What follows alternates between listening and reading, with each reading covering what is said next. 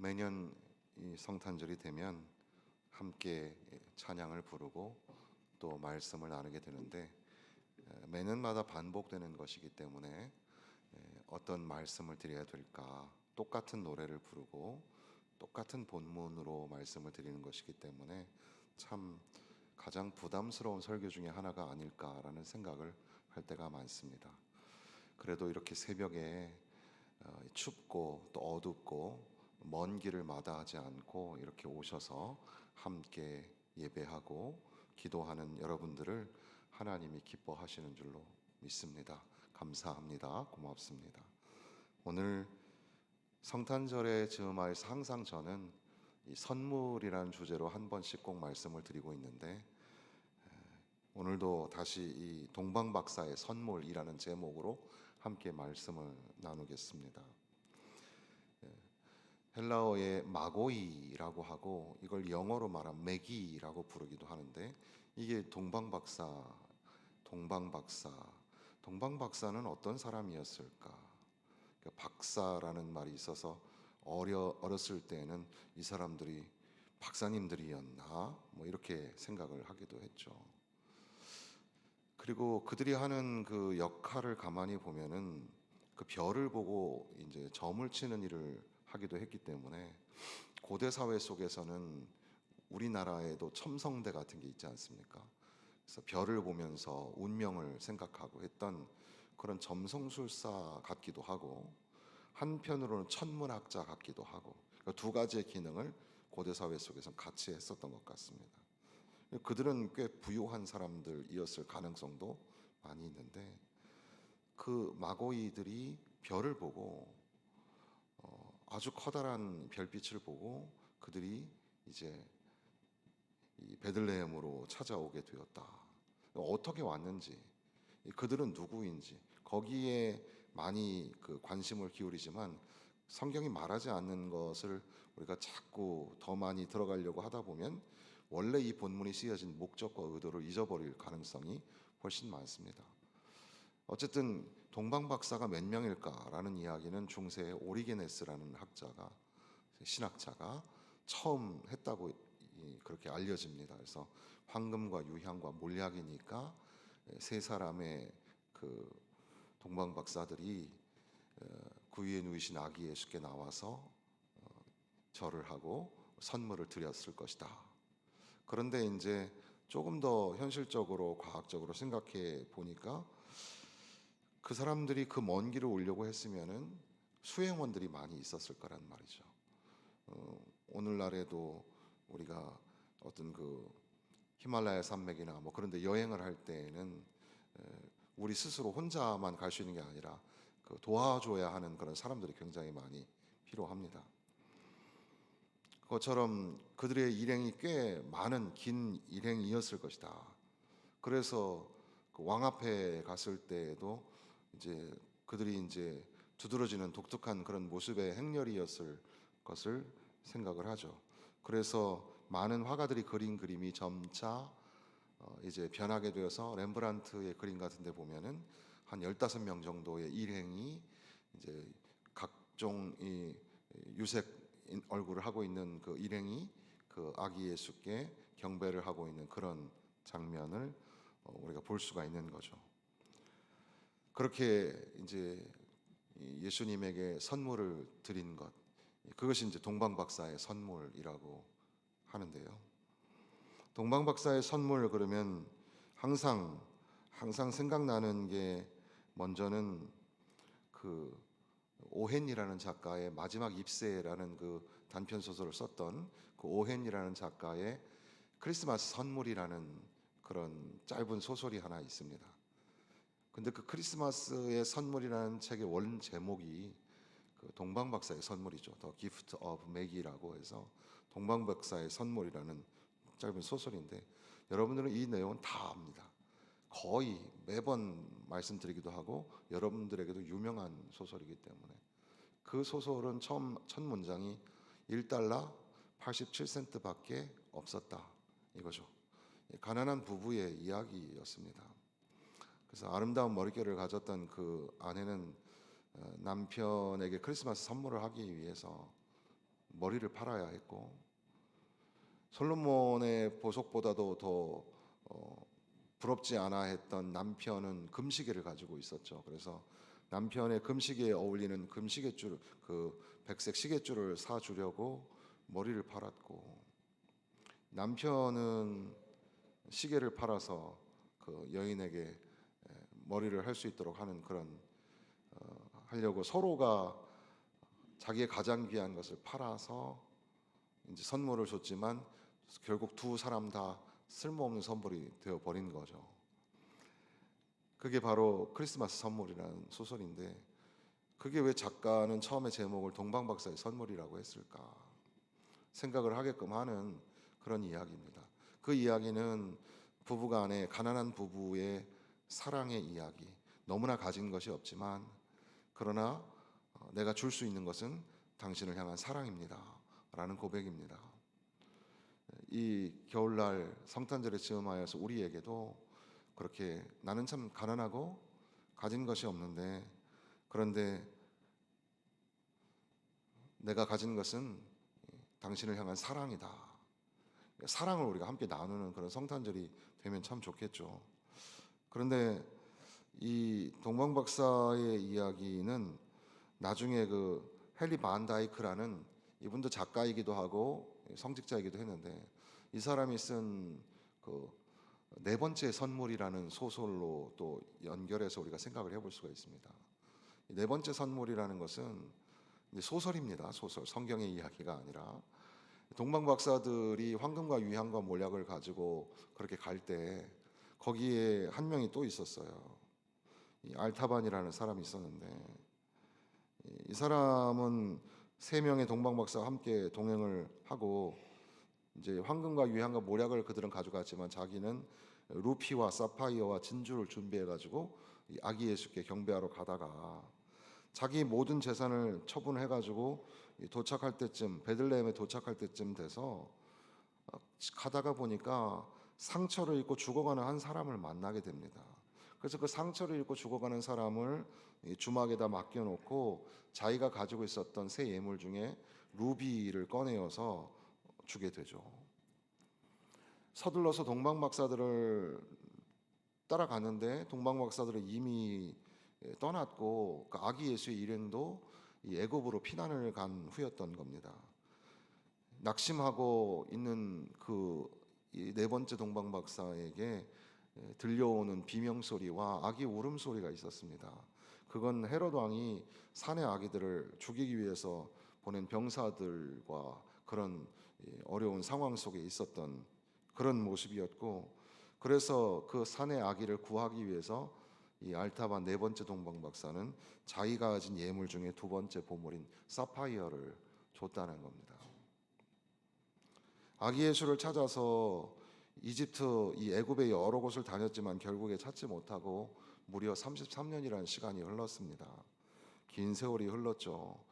다시금 예루살렘으로 돌아왔던 이 사람은 어느 날 그 예수가 골고다 언덕 십자가에 못 박힌다는 소식을 듣고 황급히 골고다로 올라가게 됩니다. 이번에는 내가 33년이나 찾던 왕을 구해야지 하는 마음을 가지고 예수님을 만나러 가다가 도중에 어린 소녀가 노예로 팔려가면서 도와달라고 부르짖는 모습을 외면하지 못하고 예수님께 마지막으로 드리려고 했던 진주마저도 그 소녀의 몸값으로 주고 맙니다. 나는 이제 무슨 낯으로 예수님을 뵐까 걱정하며 걸음을 옮기는 순간 갑자기 지진이 일어나게 되고 하늘이 어두워지고 집들이 무너졌습니다. 그리고 그 알타바는 그 건물에 덮여서 묻혀서 죽을 때에 마지막으로 힘을 다해 기도를 하는 거죠. 하나님, 어린 아기 예수를 경배하러 평생을 다녔는데 만나지 못한 채 이렇게 죽게 되었습니다. 준비한 보석마저 모두 없어지고 말았습니다. 그때 하늘에서 음성이 들렸다고 합니다. 알타반, 너는 귀한 나의 아들이다. 난 이미 너의 경배를 3번씩이나 기쁘게 받았다. 네가 작은 자들에게 한 것이 바로 나에게 한 것이다. 내가 만난 불쌍한 자들이 바로 나였느니라. 그는 그토록 오랜 세월 동안 찾아 헤매던 주님의 음성을 듣고 평안히 세상을 떠나게 되었다. 그런 소설입니다. 그래서 네 번째 동방박사의 선물, 그런 소설 이야기죠. 우리에게 주는 바, 의미하는 바가 많이 있겠죠. 우리가 직접 아기 예수에게 가는 것만큼이나 오늘 내게 주어진, 내가 만나는 사람들에게 내가 아낌없이 주고 헌신하고 섬기고 사랑하고 있는가, 이런 것들을 좀 돌아볼 수 있게 됩니다. 결국에는 자기가 가진 예물을 다 쓰고 나는 이제 아무것도 없고, 그리고 비참하게 그렇게 죽는 것처럼 보여도 사실은 하나님의 음성은 그에게 큰 위로였죠. 내가 너를 항상 만났다. 네가 나를 도와주었다. 그렇게 말씀하시는 겁니다.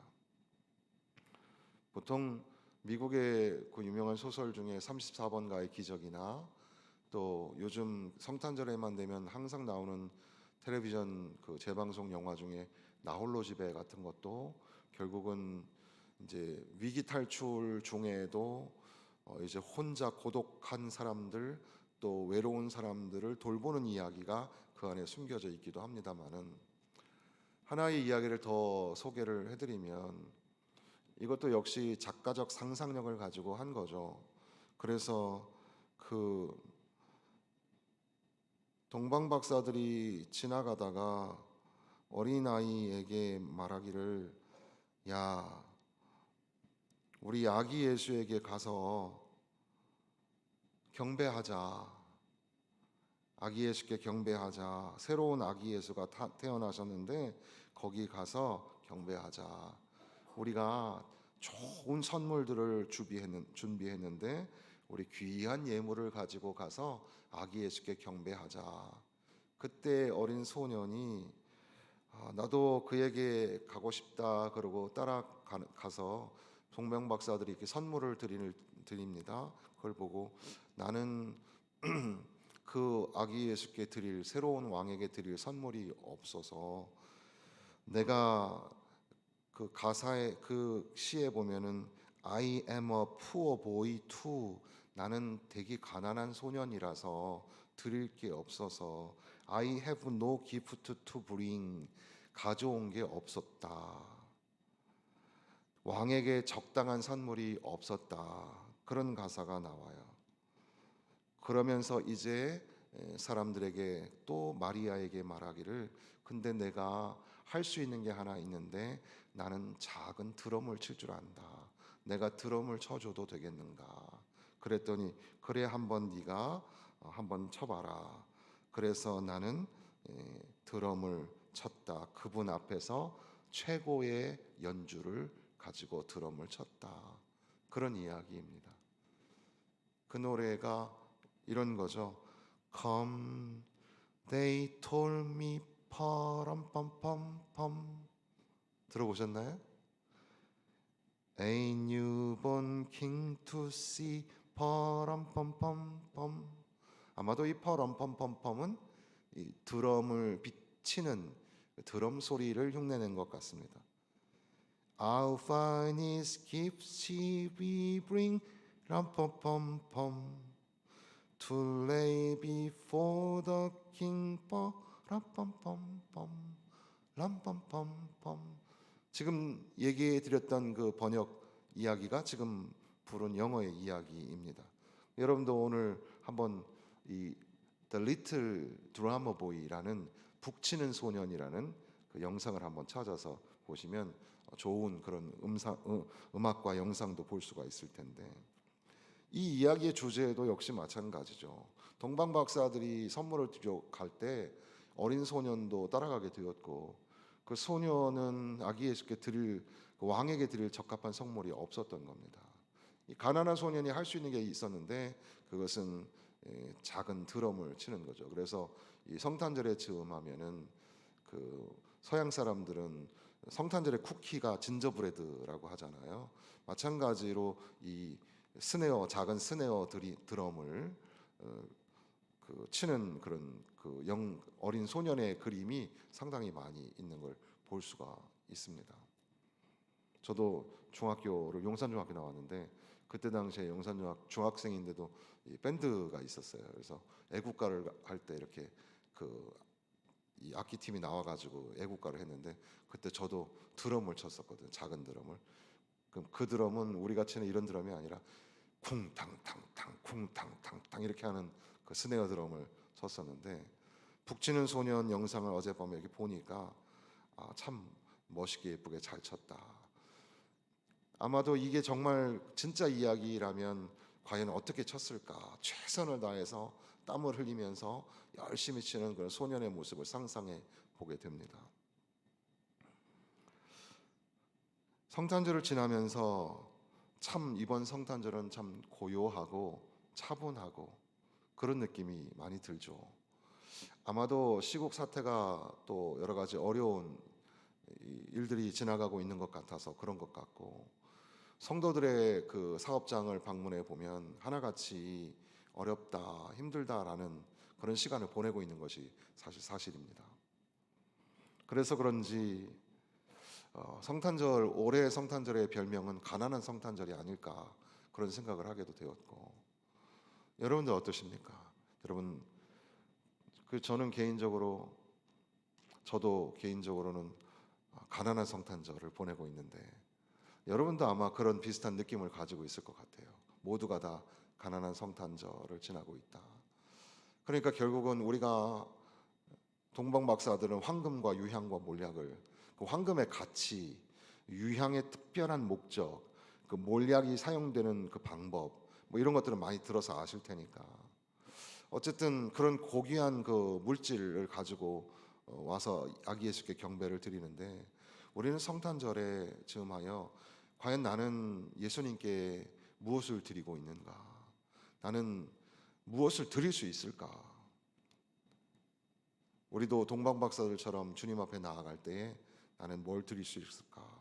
생각해 보면 한없이 가난한 나의 모습에 의기소침해지지 않을까 이런 생각을 하게도 됩니다. 존 파이퍼 목사님께서는 이 성탄절 메시지 가운데 그런 얘기를 하셨어요. 동방박사들이 하나님 앞 아기 예수께 나와서 예배를 드리는 것은 그 아기 예수의 일행이 가난하기 때문에 이렇게 부자였던 동방박사들이 선물을 준 게 아니었다.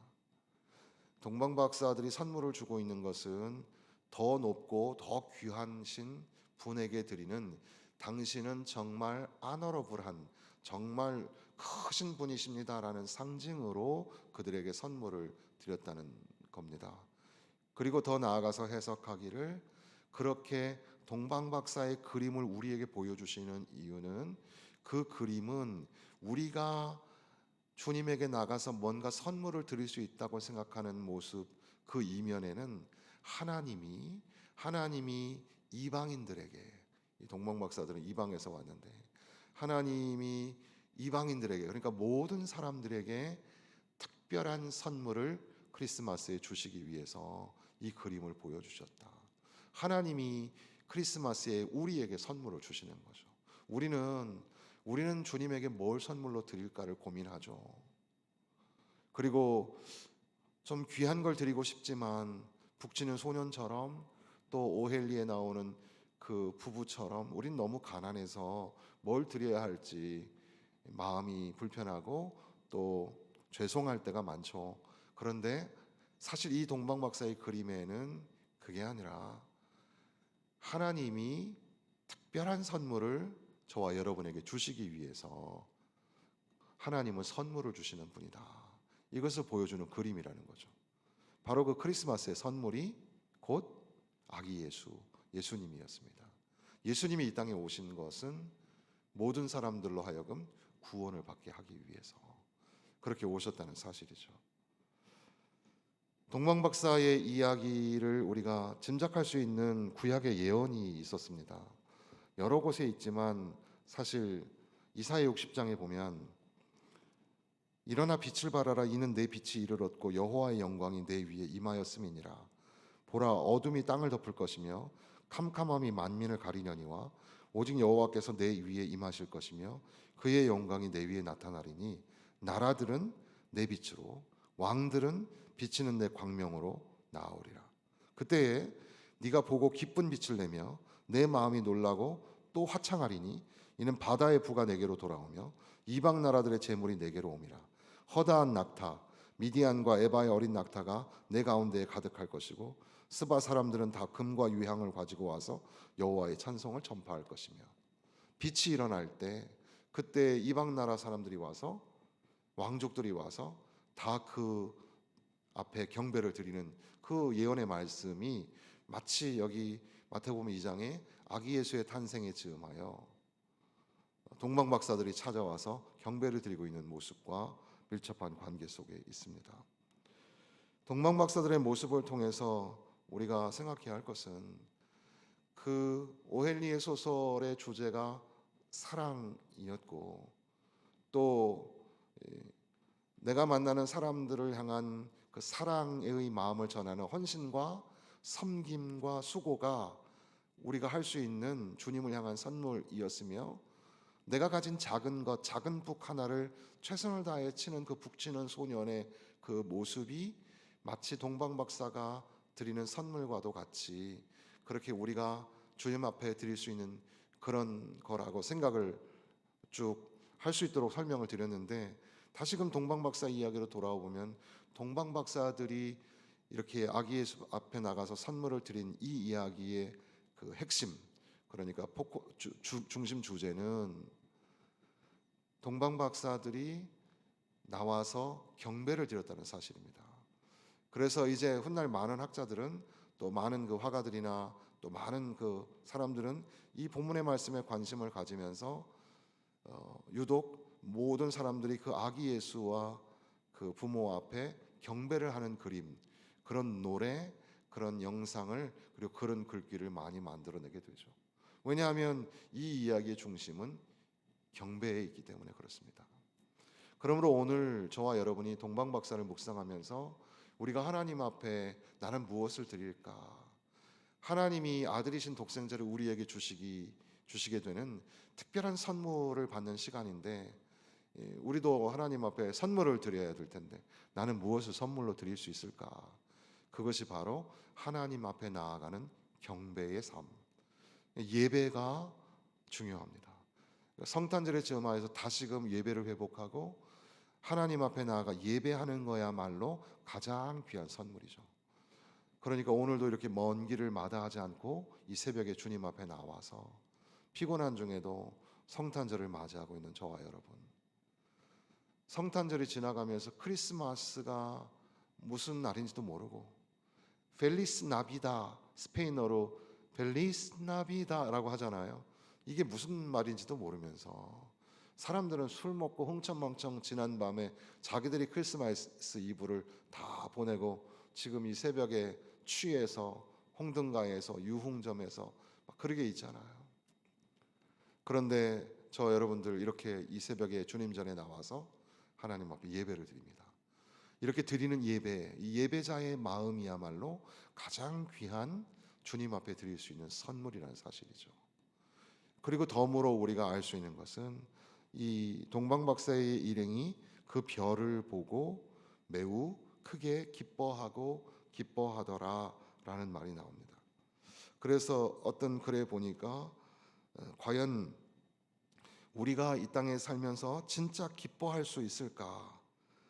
정말 정말 기뻐하기를 원한다면, 정말 기쁨이 진짜 기쁨의 삶을 누리기를 원한다면 아기 예수께 나가고 예수님을 만나고 그분 앞에 예배할 때 비로소 진짜 기쁨, 참된 기쁨을, 기쁨 중의 기쁨을 누릴 수 있게 된다는 겁니다.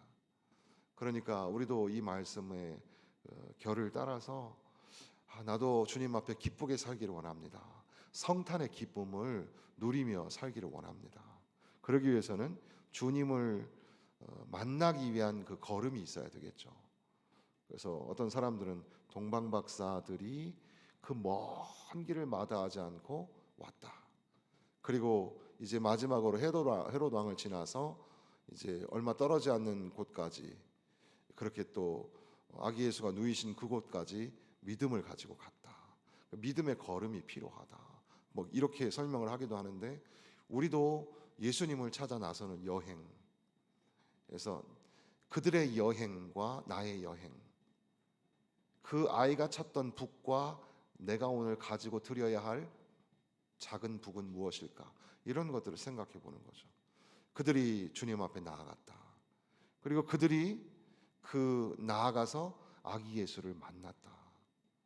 그러니까 우리가 참 기쁨을 누리기 위해서는 믿음의 걸음이 있어야 하고, 그리고 이렇게 나와서 주님을 만나야죠. 주님을 만나는 게 굉장히 중요합니다.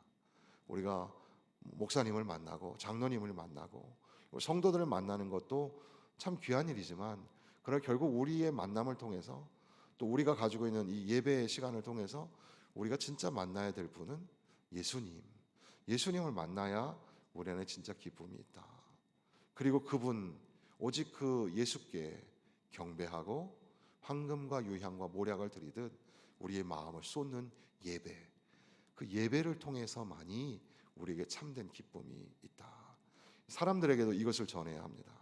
어두워져가는 세상 속에, 근심과 낙심이 찾아오는 이 세상 속에 당신이 참된 기쁨을 누리기 위해서는 주님 앞에 나아가는 걸음, 그리고 그분을 만나는 특별한 시간, 그리고 그분 앞에 경배하며 엎드려 bow before him이라는 그분 앞에 엎드려 예배하는 그 참된 예배가 있을 때 비로소 당신이 기쁠 수 있다. 이런 메시지, 성탄의 메시지, 이것은 또한 저와 여러분의 심중에 울려 퍼져야 합니다. 그렇잖아요. 앞서 말씀드린 것처럼 오늘 내 마음이 너무 가난하고 왠지 모르게 성탄절이 좀 차분하게 느껴지는 것은 저만 그런 건가요? 여러분은 어떤지 모르겠는데 우리 자신을 향하여도 이 성탄의 메시지가 필요합니다. 누구누구야 여러분 이름을 부르면서 너 진짜 기쁘게 살기 원하니? 그렇다면 하나님 앞에 나아가자. 그리고 하나님을 만나자. 그리고 그분 앞에 예배하자. 예배하는데 누구에게 예배하는지도 모르고 앉아있는 그런 허무한 시간을 보내지 마십시오. 그냥 습관을 따라서 그냥 사람에 끌려서 그냥 나오는 그런 예배 하지 마십시오. 말씀을 들어도 귓전으로 듣고 말씀 속에 담겨진 예수의 형상, 예수의 마음, 예수의 이름을 놓치지는 않고 있는지 돌아보시면서 예수께 나가자, 예수님을 만나자, 예수님께 예배하자. 그런 가운데 여러분의 삶에 성탄의 기쁜 소식이 울려 퍼지고 좀 기쁜 일들이 많이 생기고 기쁨이 넘치는 삶을 살았으면 참 좋겠습니다. 성탄절이 아침이 시작되었습니다. 과연 나는 주님에게 무엇을 선물로 드릴 수 있을까? 곰곰이 묵상하시면서 기도하시면서 이 귀한 성탄절의 시간을 보내시기를 주님의 이름으로 부탁을 드립니다.